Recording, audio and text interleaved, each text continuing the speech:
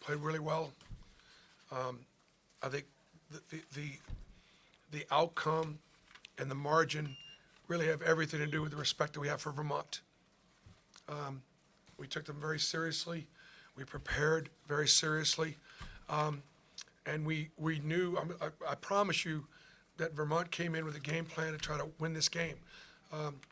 It was, I've been at that level. I've been there before. I know what it takes to have upsets like this.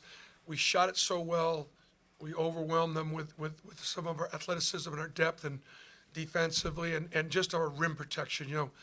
They got down. They got what they wanted. They got downhill. They got those closeouts. They just weren't able to finish. So obviously that was what the result is. And so I'm pleased. That's a win for Auburn against the field. That Vermont team got a chance to and should win their league and be an NCAA tournament again, as a 13 seed. Recognize maybe my advantage would be I grew up in Boston. I know John Becker. I know his staff. I know how good they are, and we were ready for them.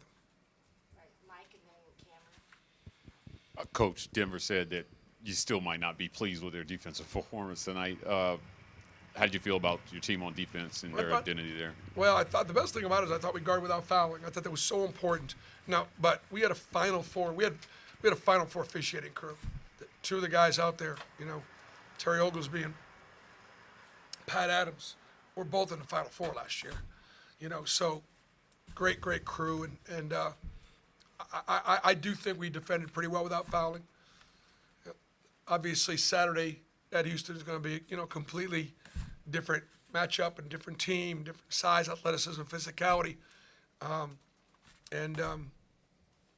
so we're not celebrating this. This is, don't read into it too much. Other than we shot it really well and played pretty hard.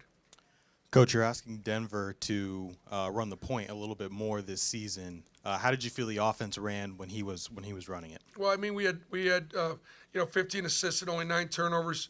Denver had 1 turnover. JP, I don't think had a turnover. Tahad may have 1 or 2. So I thought they did a good job. One of the things that we're focusing on is, again, when we execute and we run something, we get organized. We're getting good looks. So we've got guys that can finish inside. We got guys that come off screens and make open shots. And so if you value possessions, you're going to do that. At the same time, when Denver Jones or Miles Kelly or Chad Baker at times can get it going on their own, that's the best of both worlds. But the team has got to continue to remain balanced, continue to be unselfish, be happy for your teammate when it's that particular night your teammate's got feeling it, because that's not going to be the same guy every night.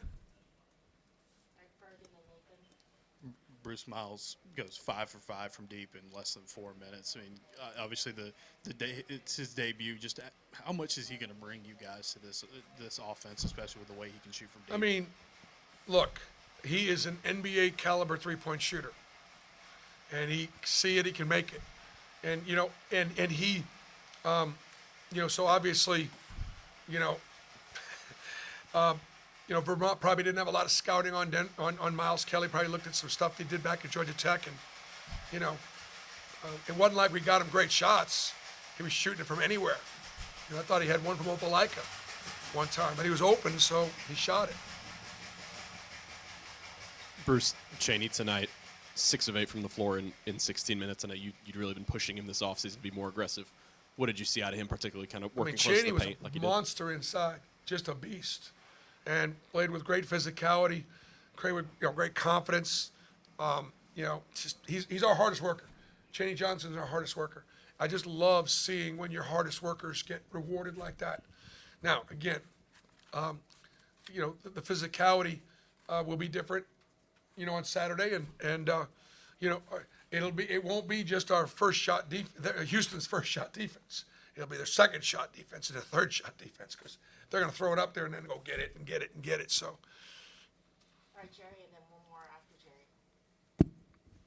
Coach, looking at the Houston matchup, what positives today do you want to build on preparing for that game?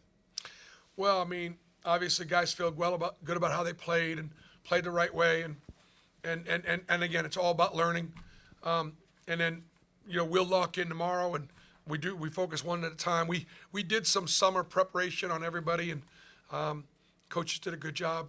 I thought Chad Baker and Corey Williams did an outstanding job on the preparation today, and so we'll put this one behind us real quickly and focus on Houston and travel Friday. And play what I think probably, to me, Houston, Duke, Alabama, the 3 best teams in the country right now, as I see it.